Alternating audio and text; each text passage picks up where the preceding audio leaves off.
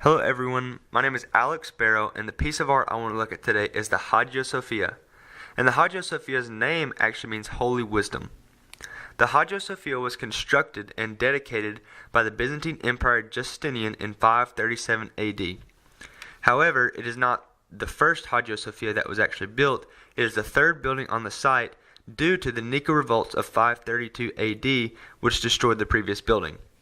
The context of the Hagia Sophia was that it was constructed in the busy city of Constantinople, which was the capital of Byzantine, and it was built during a busy time in the culture and in the capital city of Byzantine, and it was truly a one-of-a-kind piece of architecture.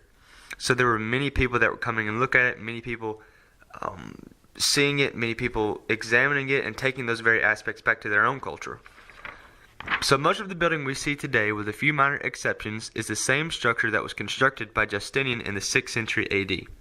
The Hagia Sophia's design combined the longitudinal figure of a Roman basilica with a dome-centered shape. And this simply means that it was long like a typical Roman building, but it featured a dome-like construction. One of the amazing aspects of the Hagia Sophia was that the main dome was supported by two half-domes. This allowed the downward pressure of the main dome to be supported by the strength of the smaller half-domes, and this allowed the Hagia Sophia's roof to just look like this one big massive dome, and that it was so amazing and so grand that many people actually said that it was held by heaven. And one of the most amazing features of the Hagia Sophia, if the large dome isn't amazing enough, was actually the 40 small windows at the base of the main dome.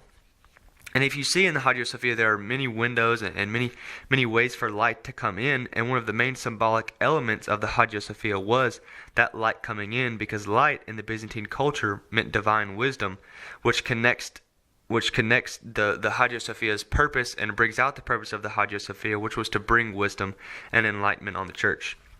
One of the most astonishing features was that not only was the main dome able to be supported by the structure and the architecture that was in place, but it was actually able to be supported by the many small windows in the main dome. So this is just an amazing piece of architecture that even is hard to fathom to this day.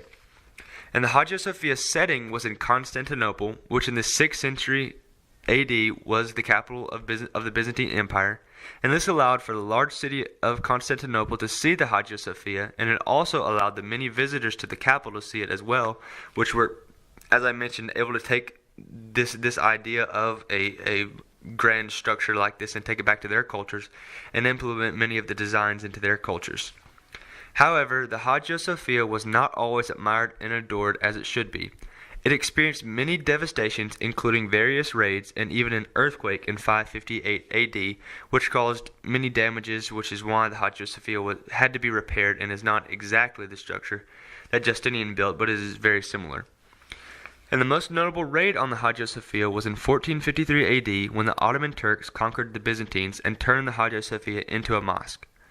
This is why much of the artwork and mosaics in the Hagia Sophia are actually Muslim. Because you see, the Hagia Sophia was actually originally built as a church for the Christians to worship in. So many of the artwork and mosaics were actually of Christian heritage. Although, whenever the Ottoman Turks took over, they turned all of the Christian pieces of art into Muslim pieces of art. And so that's why most of the artwork you see today in the Hagia Sophia is actually Muslim. However, the Hagia Sophia was eventually turned into a museum in 1934 by the Turkish Republic, so hopefully it can be admired as it should be for years and years to come. All in all, the Hagia Sophia is an amazing piece of art and should never be forgotten. It was originally built as a church. Therefore, as Christians, we should understand that it is not just a Turkish piece of art, but a part of our Christian heritage, which links us with the early church of the day. We should examine the Hagia Sophia and see how the early church of the day was able to relate to God in their different ways, in their different settings, and how they were able to use symbolic elements such as the windows to bring in light to help them connect with God. And so we have many ways that we can relate to the Hagia Sophia, and I hope that if there's anything that you see today was that it is actually a part of our Christian heritage to be admired and adored. So I hope you enjoy this piece of art as much as I do.